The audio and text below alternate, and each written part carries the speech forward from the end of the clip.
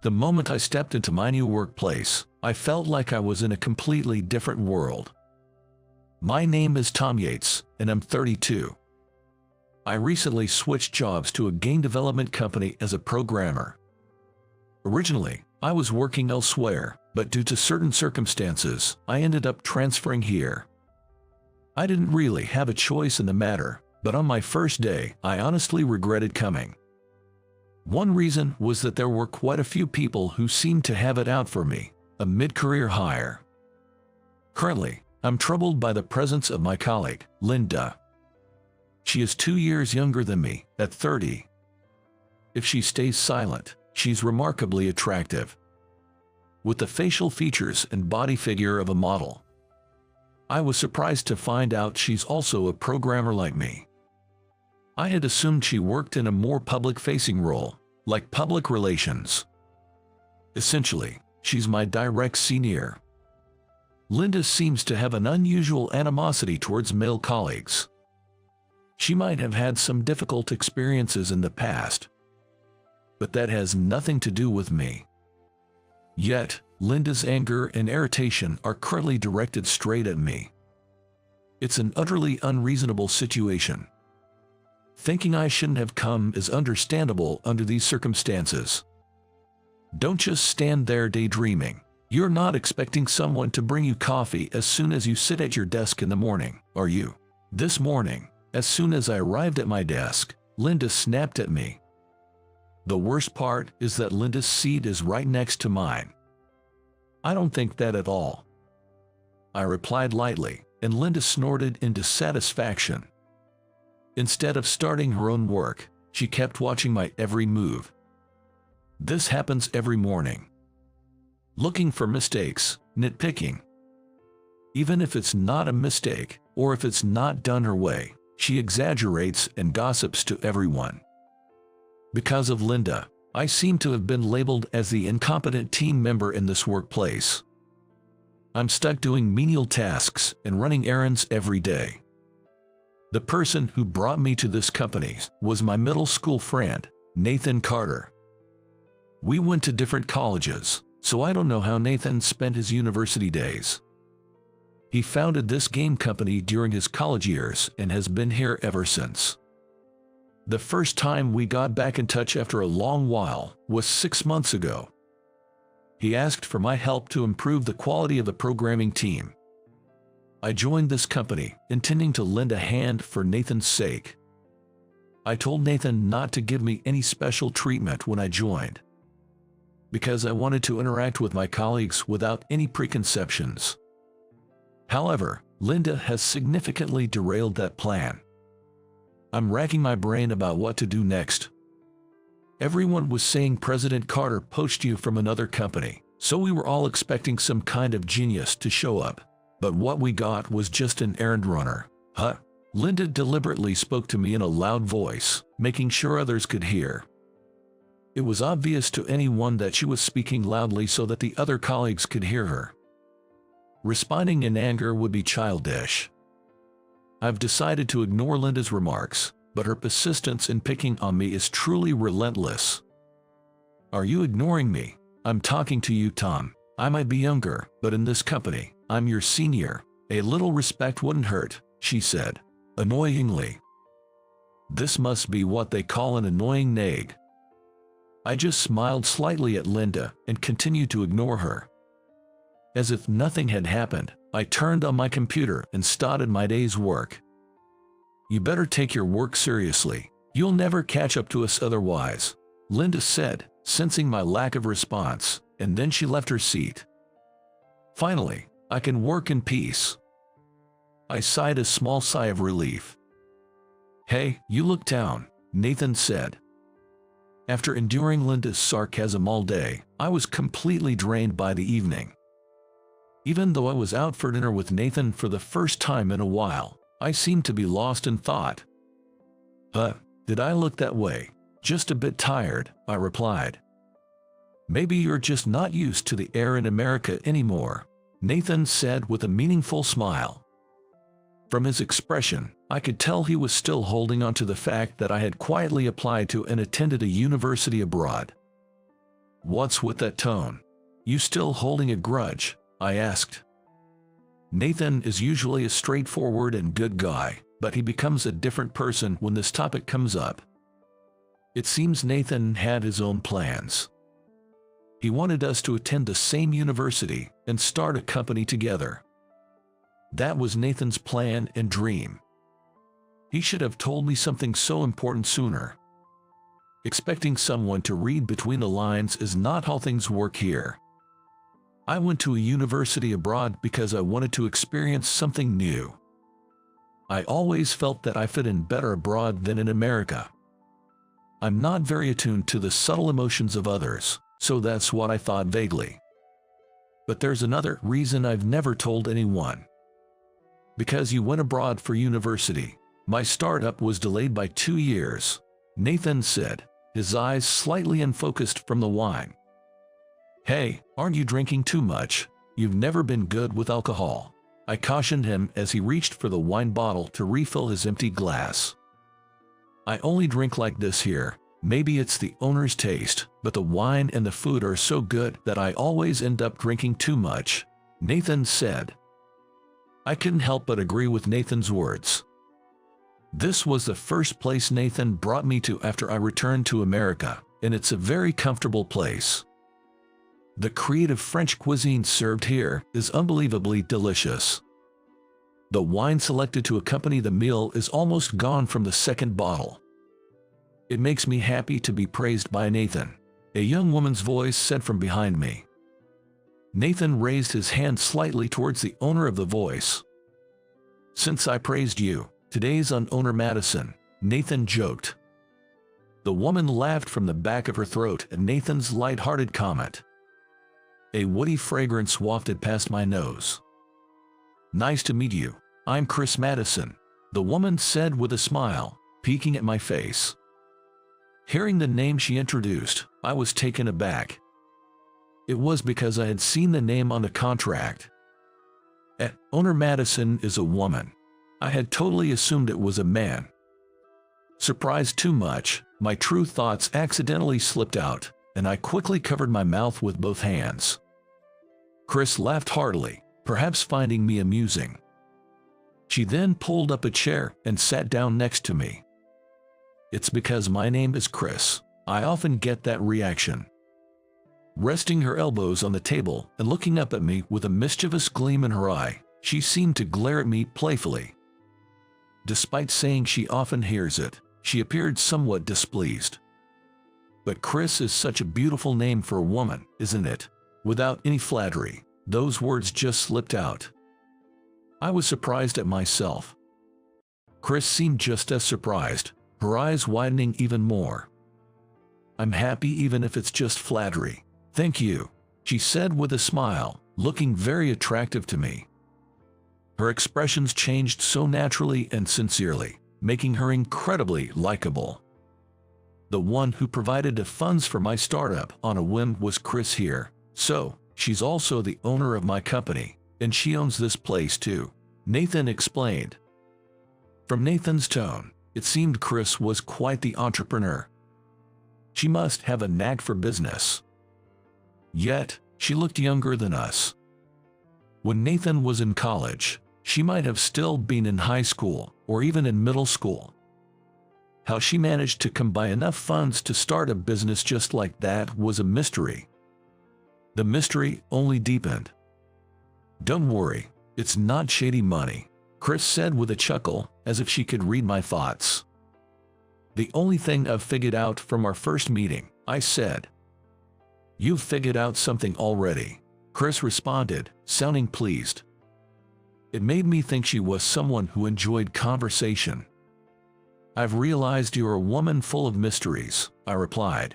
Chris smiled enigmatically at my response. Chris laughed meaningfully at my response. Then, she reached out with her pale hand to the wine glass left on the table. The dim light shone through the red wine, casting a beautiful glow on Chris's pale hand. It swayed gently, looking incredibly elegant. I watched Chris slowly take a sip of wine, vaguely aware of my excitement about what she would say next. Men are silly, Women are made of mysteries. A woman who can be fully understood is hardly worth mentioning, she replied.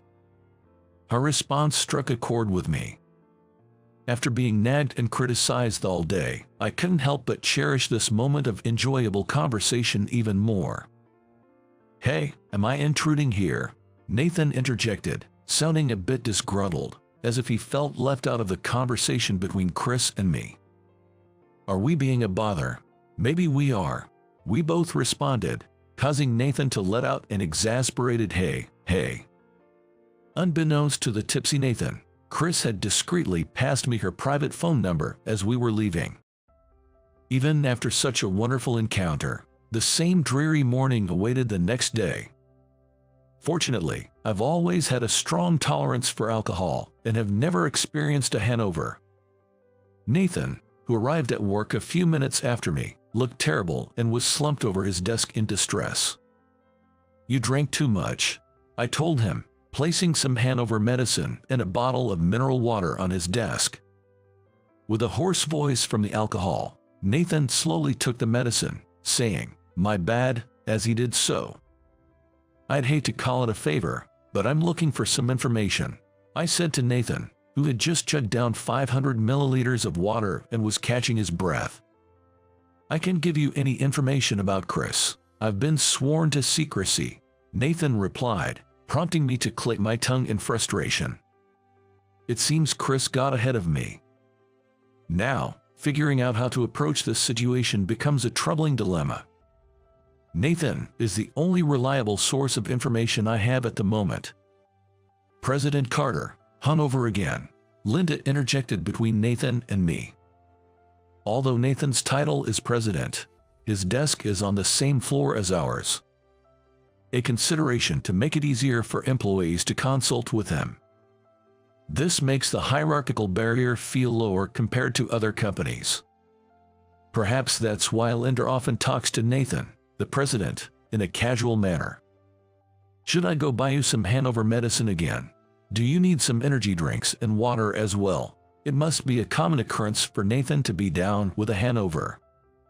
Holding her cute pink wallet in both hands, Linda spoke to Nathan with an exasperated look. I always feel bad for this, but from today, I'll be fine. I've got my wife here to look after me, Nathan said, pointing in my direction. Back when we used to hang out together, it was always Nathan who got into trouble, and it was my job to clean up after him. I was reminded of how I used to be called his wife. Sure enough, I had unconsciously bought hangover medicine, prepared mineral water, and even vegetable soup. Linda, who sharply noticed these items lined up on the desk, glared at me resentfully. That expression made me realize her cold attitude towards me might also have something to do with Nathan's presence.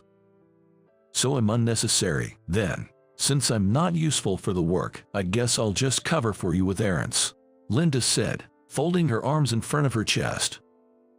Her posture made it clear that she was completely shutting me out. Well, the underling should learn by watching my work and pick up the skills, Linda said condescendingly, and Nathan looked up at me as if he wanted to say something. I just shook my head slightly in response to his gaze. I'm always learning from you, I replied with a smile. Feeling that her sarcasm wasn't getting through, Linda clicked her tongue softly and walked away from Nathan's desk. As I watched her retreating figure, Nathan asked, "Is that okay with you?" "For now, it's fine. I have my own plans," I reassured him. Nathan must have felt something, seeing his close friend belittled in front of him. But revealing my true intentions isn't timely yet. I was called back by Nathan to grasp the situation within the company and the technical capabilities to root out any bad elements. I had intended to observe for a while, but circumstances didn't allow for that. The incident began with a phone call. I was the one who answered it. Before I could even mention the company's name, I was yelled at, nearly damaging my eardrum. The caller was that angry. It was from Director Smith, a longtime client to whom we had just delivered a program. Normally very calm, the call from Director Smith was unexpected. I managed to calm him down and listen as he explained that the program we delivered had a significant bug and that a part we had discussed changing during the specification meeting hadn't been altered at all in the delivered product. While listening, I operated the computer to check who was in charge of the project. It was a job handled by Linda's team. Glancing at Linda in shock, I could tell she must have heard the shouting through the receiver, as she was looking at me with a pale face. The client urgently requested a correction, with delivery by tomorrow. Unfortunately, Nathan was out on field work with the sales team. The atmosphere was too tense to even put the client on hold and check with Linda. Understood. We'll start the corrections immediately, I said before hanging up. Linda rushed over to me after I put down the receiver. Don't just accept it on your own. There's no way we can meet a deadline by tomorrow. If we fail, our reputation will plummet. Linda's face was pale as she continued to berate me. It seemed like she was maintaining her emotional balance by berating someone else. That's the impression I got. But this is work. There's no room for shifting blame or making excuses. Weren't you the project leader? How do you plan to resolve this? I asked, looking straight into Linda's eyes. She seemed a bit intimidated by my intensity and took a step back. But Linda isn't the type to back down. She quickly regained her composure and yelled back at me. As a project leader, I've estimated it will take several days to fix. Are you holding a grudge against me by promising delivery by tomorrow? Her forcefulness left me breathless. The client seemed to have no time to wait for several days. Bugs are one thing, but a mistake in the specification changes is inexcusable. It's evidence that the project team's coordination was poor. I counted, and Linda bit her lower lip, unable to respond. She must be aware of it herself. We need to address this urgently. If there's anything I can help with, just let me know. What can you do? All you've been good for is errands, like some decorative piece. Linda dismissed my offer, her face still pale as she gave a mocking smile. She seemed intent on belittling me at every turn. Just as I was about to protest, a voice cut in, stealing my line. Well, it's a big mistake, but with Tom here, we'll be fine. I'm glad to have a genius programmer with us. I'm counting on you. It must have been a direct complaint from the client. Chris then appeared in the office. Owner Madison's arrival instantly heightened the tension in the room. Following Chris, Nathan hurried back from his field work. Owner Madison, with all due respect, what makes this man a genius programmer? He hasn't been of any use since he joined until today. Linda spoke to Chris with a tone of mockery. Why don't you see for yourself from now on? At Chris's cue, Nathan started giving orders. He instructed that the program data be handed over to me immediately, and Linda resisted with a shocked expression. President Carter, are you serious? Letting Tom handle the correction instead of me. He won't solve it even if he had a month, Linda protested vehemently. Nathan dismissed her with it's an executive order. With the president's command, Linda had no choice but to comply. Reluctantly, she sent me the data. The mistake in the specification change was a simple communication error, a clear human error. This is something we'll need to improve going forward. I reviewed the program data that arrived. It was likely constructed by Linda. A feminine, beautiful, and flexible program. But within it was an anomaly that seemed to have been intentionally inserted. This I could quickly locate and correct. We can meet the deadline by tomorrow. Please review the changed specifications. Without taking my eyes off the screen, I addressed Linda in that manner. My fingers continued to glide across the keyboard. Linda, who had inhaled sharply as if to defy my words, stopped in her tracks as she watched the code flow on my screen. Overwhelmed by the program I was writing, she kept repeating, "How can this be?" in a faint voice. Why, that's a silly question. Didn't they say they hired a genius programmer? Chris said to Linda, who was taken aback.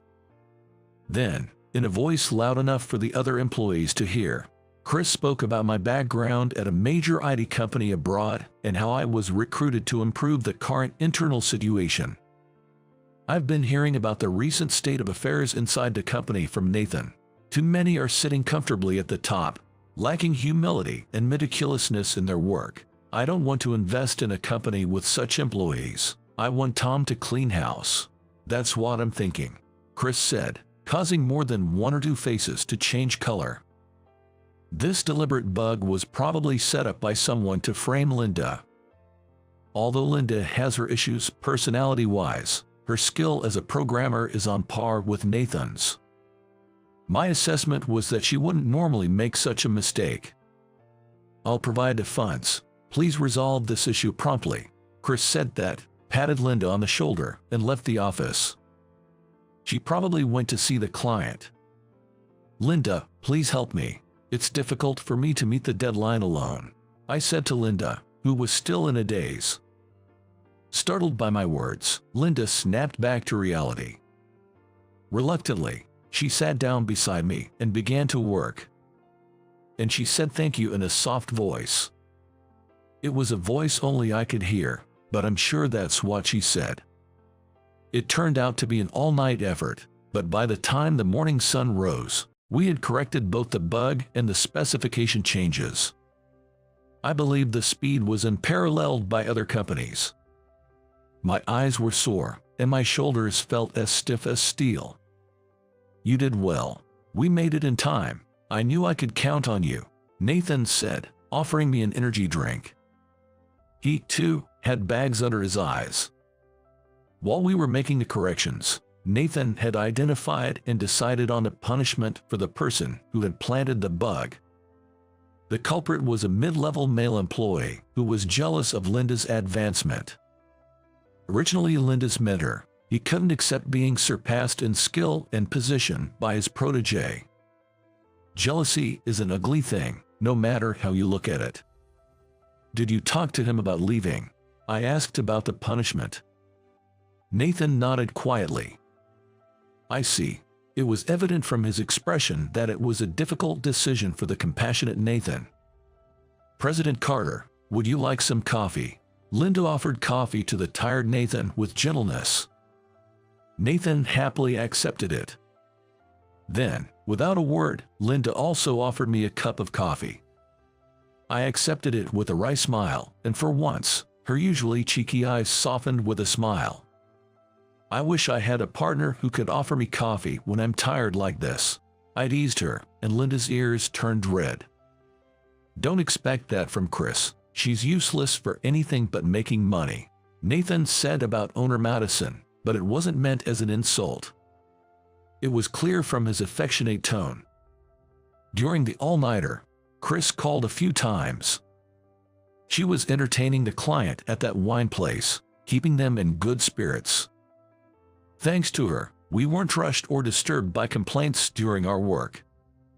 It was truly a relief. It's finished, you say. Congratulations. I've finished up on my end too and tossed everything into a taxi. Chris entered the office, seemingly a bit tipsy, her steps uncertain. She handed me a sandwich made by the chef of that restaurant, saying it was a treat. It seems there's soup inside the thermos, which retains heat well. It was a welcome provision for our tired bodies. Looks like you were drinking until just now, huh? All I can do is entertain and spend money to make sure no one complains. Chris laughed, claiming she had no other talents. But thanks to this talent, I was able to forcefully draw my destiny towards me, she said with a smile directed at me. Caught off guard by her sudden remark, all I could do was look puzzled. Linda, intrigued, jumped into the conversation. Are you talking about Tom as your destined partner? Huh? This was news to me as well. Look at Tom's face. He looks like a pigeon that's been shot with a beam. Chris laughed, holding her stomach as she looked at me. What does that mean? With a sly smile, Chris whispered, it's a secret until you remember, and placed her index finger over her lips. After the delivery in the afternoon, I was exhausted and fell asleep in the rest area, where I dreamt for the first time about the day I was leaving for abroad. A girl with a mature face crossed in front of me, being seen off by my parents. Her slender chin and porcelain-like pale skin caught my eye. Then, the girl looked at me and smiled faintly.